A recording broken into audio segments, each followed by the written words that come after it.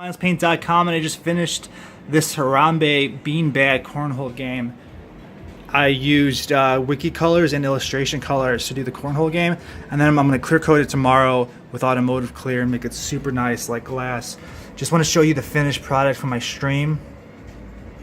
I painted it all, actually base coated it in like this light brown, and then I used that as the base. If you can see it right here, it's kind of like that orangey brown, like kind of right here.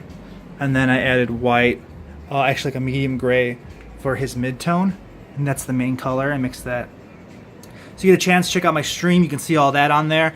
In loving memory, Harambe, kind of like a throwback to kind of like memorials. I do a lot of those, and it's a portrait and also a wildlife piece of art. So I wanted to make something cool, unique for the guys, and they kind of had the idea of Harambe, and they thought it would be kind of cool. So here you go, guys. Just wanted to share this with you, this little video. Use some little templates in here too. If you can see the little kind of tree templates, all that right there. And I think I used one more. I used some mountains too. So I actually put those online too if you want to get some yourself. It's cool. It creates a cool background effect if you can see that right here. And it fills in all the space.